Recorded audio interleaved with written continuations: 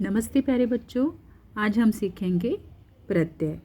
प्रत्यय 3 तरह के होते हैं, कृदंत, तद्धित और स्त्री प्रत्यय।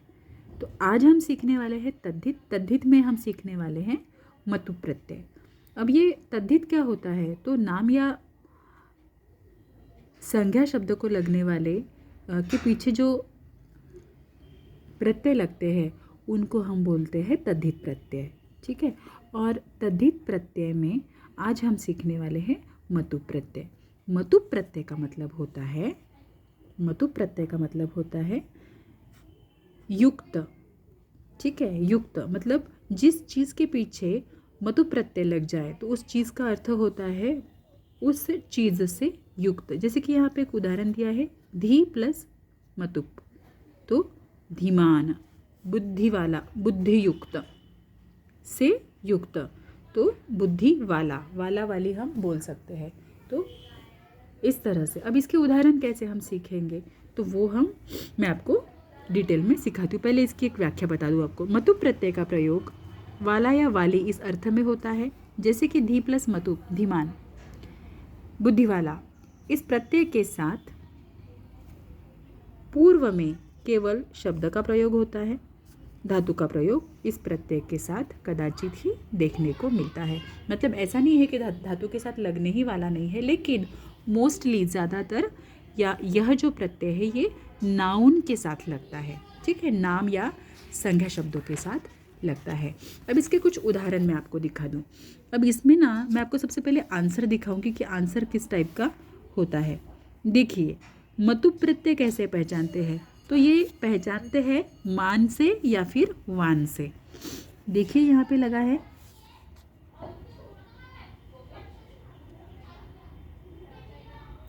अग्निमान, गतिमान, बुद्धिमान, ध्वनिमान, धृतिमान, शक्तिमान, है ना। तो ये जो शब्द है शक्तिमान, शक्तिमान ध्यान में रहेगा आपके। आपको अगर किसी शब्द के पीछे या फिर किसी नाउन के पीछे मान शब्द दिखे तो समझ जाना कि ये क्या है, मतु प्रत्यय है। ओके। अब मतु प्रत्यय में मैंने आपको बताया, और ये मान लगने से पता चलता है कि ये पुल्लिंग है। मान लगने से क्या पता चलता है, ये पुल्लिंग है। वही स्त्रीलिंग में क्या लगेगा, मान का मति हो जाएगा। अग्निमान, अग्निमति, गतिमान, गतिमति, बुद्धिमान, बुद्धिमति, ध्वनिमान, ध्वनिमति, धृतिमान, धृतिमति, शक्तिमान, शक्तिमति। समझ में आया। तो स्त्रीलिंग में क्या हो जाता है, मति। अब ये मान क्यों हुआ और इधर मति क्यों हुआ, ये कौन से रूल से हुआ, तो सिंपल है। मान क्यों हुआ, क्योंकि पुल्लिंग शब्द मतु प्रत्यय में पुल्लिंग शब्द भवान की तरह चलता है, भवान शब्द की तरह चलता है, और स्त्रीलिंग शब्द नदी की तरह चलता है। इसीलिए मति में बड़ी वाली ई की मात्रा लगी। मति, नदी, नदी की तरह चलता है। तो अग्निमति, गतिमति, बुद्धिमति, धनमति, ध्वनिमति, धृतिमति, शक्तिमति, इस तरह से शब्द बनते हैं। ओके, आगे बढ़ते हैं।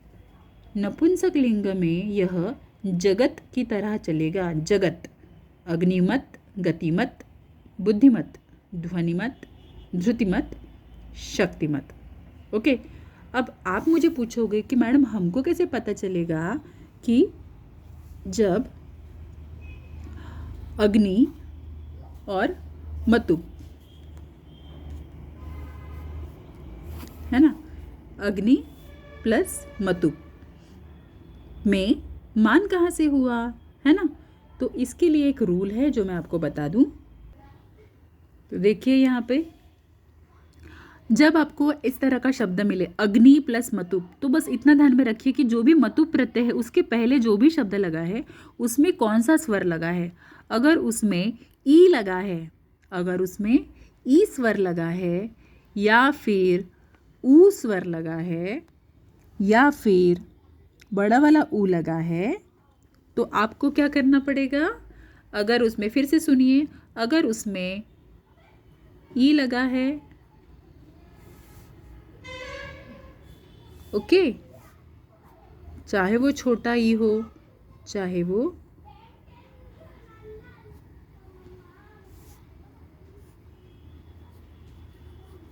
चाहे वो छोटा ही हो, चाहे वो बड़ा ही हो, चाहे वो बड़ा ही हो। हाँ, तो इस तरह से चाहे वो छोटा ऊ हो, है ना। कहने का मतलब ये है कि अ आ को छोड़ के मतुप प्रत्यय के सामने जो भी शब्द आता है, अगर उसमें अ या आ नहीं है, अ या आ नहीं है, तो आप क्या करोगे? मान करोगे। मतुप का क्या हो जाएगा? मान मति मत, लिंग के अनुसार। अब ये मान मति मत ही क्यों हुआ? क्योंकि जो मतुप शब्द है इसका हलंत हलम तस्य लोपः, प का लोप हो गया। ठीक है, ये जो है ऊ है इसका लोप हो गया, शब्द बचा मत। शब्द क्या बचा? मत। अब ये जो मत है, ये मत इधर लग गया, शब्द बना अग्निमत। रूप क्या बना? अग्निमत, अग्निमत। अब ये अग्निमत आपको 3 लिंगों में चलाना है, पुल्लिंग में, स्त्रीलिंग में, नपुंसक लिंग में। तो जिस बंदे के लिए, जिस शब्द के लिए आप इसको यूज़ करने वाले हो, है ना, वो पुल्लिंग है, स्त्रीलिंग है कि नपुंसक लिंग है, वो देख लो, और वो हो जाएगा अग्निमान, अग्निमति, अग्निमत। समझ में आया कैसे किया मैंने?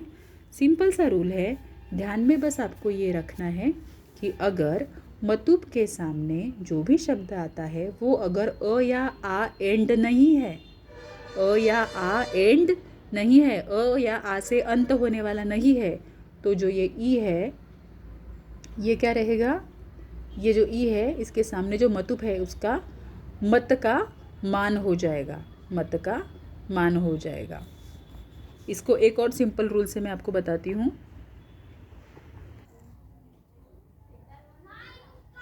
तो ये जो मत है, मतुप प्रत्यय है, मतुप में से ऊ का और हलंत प का और ऊ का लोप हो गया, तो क्या बचा? मत। ये जो मत शब्द है इसको हम 2 हिस्सों में इस तरह से बांट लेते हैं। देखिए, मतुप प्रत्यय जिसके सामने रहेगा, अगर उसके सामने अ या आ आया तो आप वान कर दीजिए, और अगर अ या आ नहीं आया, ई ऊ ए ऐ ओ, इस तरह से कोई भी स्वर आया, मतलब कहने का मतलब क्या है? अ आ आया तो वान करो, अ आ नहीं आया तो मान करो। सिंपल। क्या करो? मान करो, बस सिंपल है। तो शब्द बन जाएगा, मान के चलो, गम प्लस, देखिए यहाँ पे गम, ये है गुण। हाँ ठीक है, गुण, गुण में क्या है? अ है। हमने क्या देखा था? गुण में अ है, अ या आ आया तो क्या करना है? वान करना है। ये देखिए, गुणवान, गुणवान। लेकिन अंशु, इक्षु, ऊ आया, ऊ आने से क्या हो जाएगा? मान हो जाएगा।